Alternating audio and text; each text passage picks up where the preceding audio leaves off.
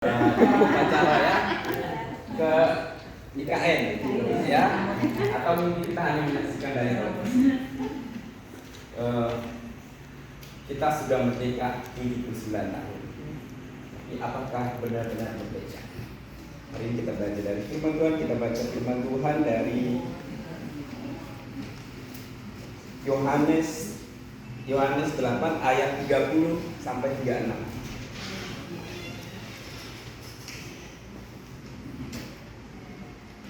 Oke, Yohanes 8 ayat 30 sampai 36. Kalau sudah dapat, saya akan bacakan buat kita semua.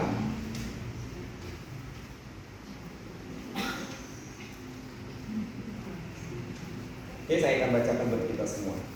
Kebenaran yang memerdekakan. Setelah Yesus mengatakan semuanya itu, banyak orang percaya kepadanya. Maka katanya kepada orang-orang Yahudi yang percaya kepadanya, "Jikalau kamu tetap dalam firman-Ku, kamu benar-benar adalah murid, dan kamu akan mengetahui kebenaran, dan kebenaran itu akan memerdekakan kamu." Jawab mereka, "Kami adalah keturunan Abraham dan tidak pernah menjadi hamba siapapun. Bagaimana engkau dapat berkata, kamu merdeka?"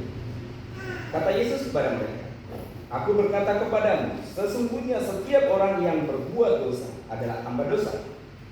Dan hamba tidak tetap tinggal dalam rumah, tetapi anak tetap tinggal dalam rumah. Jadi apabila anak itu memerdekakan kamu, kamu pun benar-benar merdeka."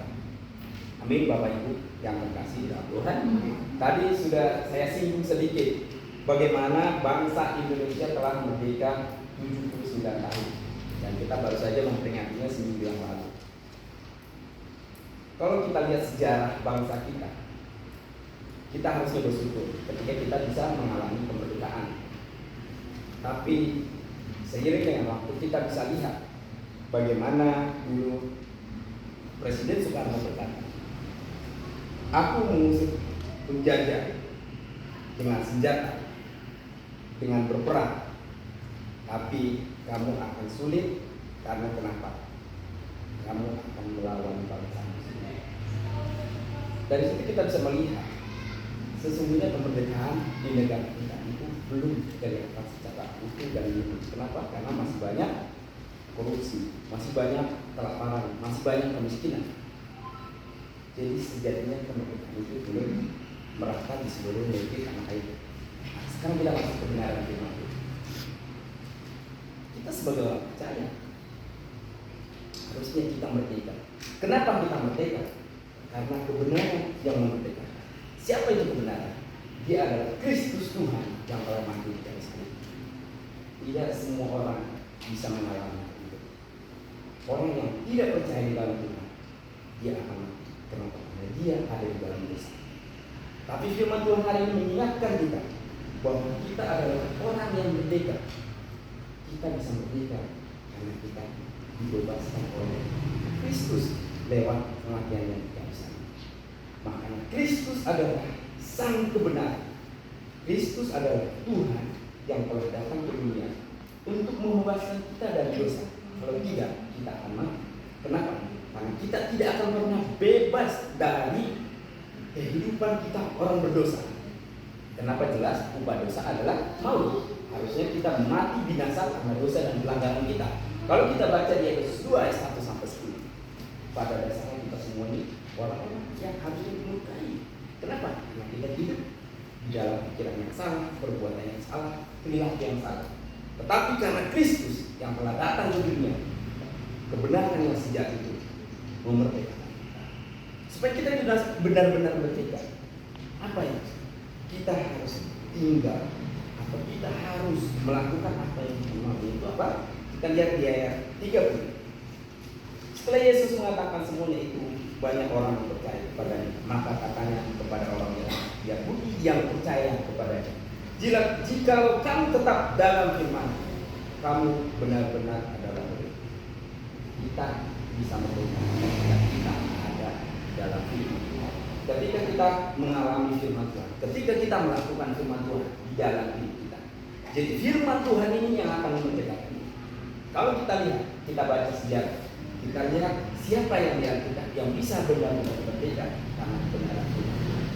Jadi kita bisa tahu sejarahnya bagaimana Yusuf boleh menjadi orang yang merdeka, menjadi perdana menteri di Mesir, di negeri orang, ketika dia benar-benar takut. Sekalipun dia ditimpakan sesuatu yang salah, ketika istri Potifar menipu dia, membohongi dia ketika dia bilang mau memperkosa istri Potifar, padahal tidak, dia masuk penjara. Di penjara pun dia menjadi orang yang bisa dipercaya, menjadi andalan atau menjadi orang yang dipakai kepala penjara, menjadi orang kepercayaan, dan sampai pada akhirnya dia diangkat untuk menjadi perdana menteri, dipakai luar biasa oleh Firaun pada masa itu. Dia mengandalkan Tuhan. Bapak Ibu yang terkasih dalam Tuhan, malam ini kita belajar firman Tuhan, bahwa kita dimerdekakan karena firman Tuhan, karena kebenaran yang sejati dari Kristus Tuhan yang telah mengudus. Bapak Ibu boleh belajar kitab suci manapun, tidak ada yang tertulis di Alkitab yang di kitab suci lain yang berkata, akulah jalan dan kebenaran dan hidup. Tidak ada seorang yang datang kepada Bapa kalau tidak melalui Yesus Kristus. Satu-satunya jalan kebenaran dan hidup. Bangga dan bersyukurlah kita ketika kita bisa percaya, ketika kita bisa menerima kebenaran firman Tuhan yang memerdekakan kita, yang membuat kita beda dengan dunia. Kenapa? Karena keluarga negara kita adalah keluarga negara surgawi. Kita bukan berasal dari dunia, tapi kita datangnya dari surgawi dan kita akan meninggalkan dunia ini.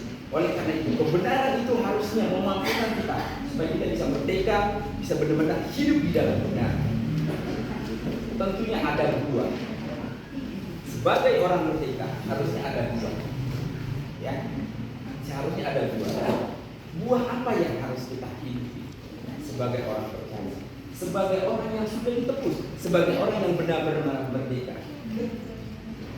Buahnya adalah harusnya kita bisa tetap bersuka cita, tetap bersyukur di dalam setiap keadaan, tidak memilih jalan krisis, tidak memilih jalan yang salah, sekalipun mungkin saja pergumulan bisa terjadi, sekalipun banyak kemungkinan Tuhan izinkan boleh masalah sini berganti.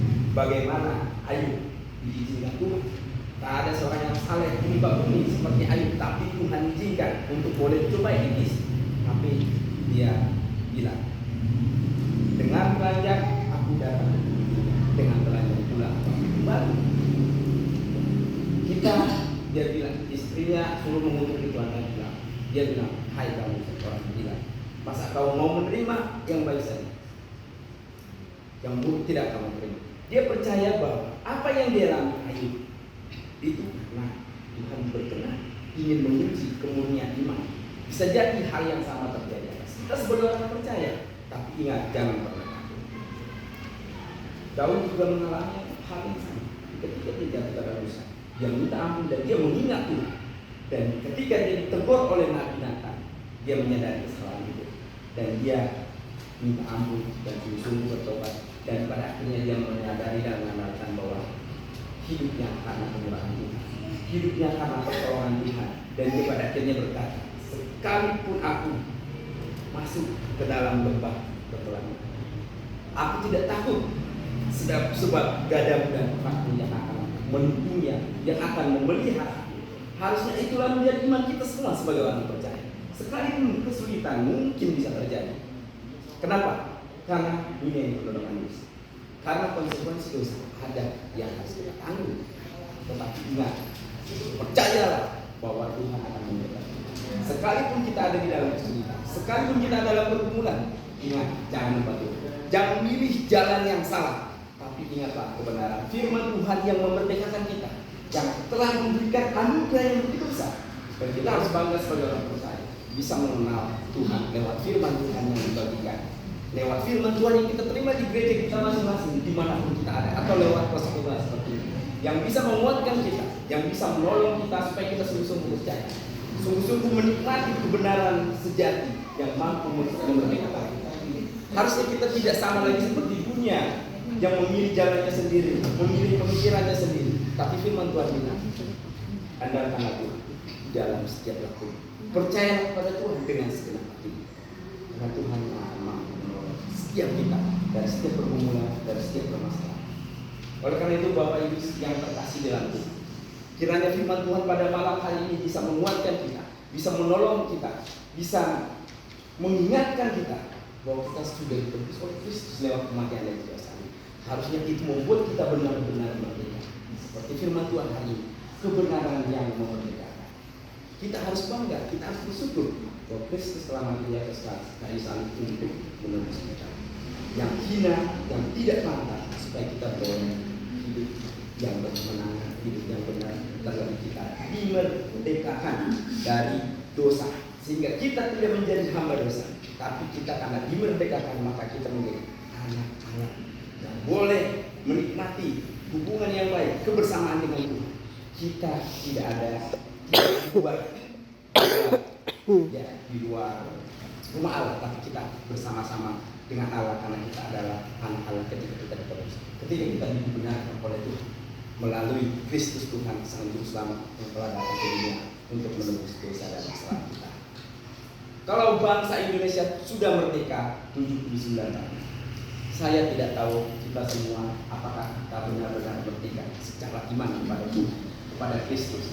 Saya tidak tahu berapa lama kita belajar firman Tuhan. Saya tidak tahu sudah berapa lama kita mengenal Kristus. Sudah berapa lama kita bergereja. Benarkah kebenaran firman Tuhan? Benarkah kebenaran ini memerdekakan kita secara utuh, secara murni, secara baik, secara benar? Atau seringkali kita gundah gulana, seringkali kita memilih jalan yang salah, seringkali berpikir tentang hanya dunia saja. Bapak Ibu yang terkasih dalam Tuhan, kalau kita mengerti firman Tuhan, jika kita hanya menaruh pengharapan di dunia ini saja, kita adalah orang yang paling malang. Kenapa? Karena harapan kita bukan hanya di dunia saja, melainkan sampai kepada kekekalan di mana kita hidup bersama dengan Tuhan. Di sana sudah tidak ada lagi tangisan, sudah tidak lagi getah, tapi ada sukacita dan damai sejahtera. Di sana kita akan memuji dan memuliakan. Bapak Ibu yang terkasih dalam Tuhan, hari ini kita sudah diingatkan. Kiranya kebenaran firman Tuhan yang boleh saya bagikan boleh menguatkan kita sebagai orang percaya.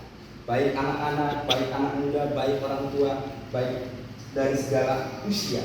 Kita sungguh-sungguh percaya, sungguh-sungguh beriman, sehingga ketika kita menjalani hidup, kita yakin bahwa kita sudah merdeka, kita sudah ditebus, dan kita tidak perlu khawatir lagi, tidak perlu takut, karena ada Tuhan beserta dengan kita. Amin. Kita bersama dalam Tuhan.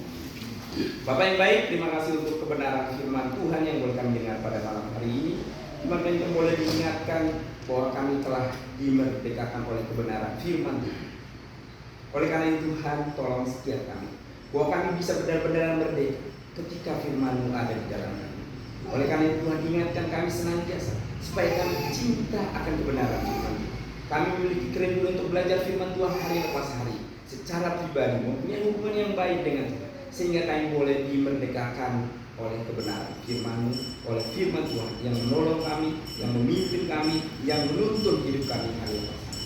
Terima kasih Bapak, tolong setiap kami supaya kami sungguh-sungguh percaya. Kami tidak goyah, kami tidak bimbang, namun kami yakin akan kebenaran firman Tuhan yang telah memerdekakan kami. Terpujilah nama Tuhan, di dalam nama Yesus kami berdoa dan mengucap syukur. Amin. Amin.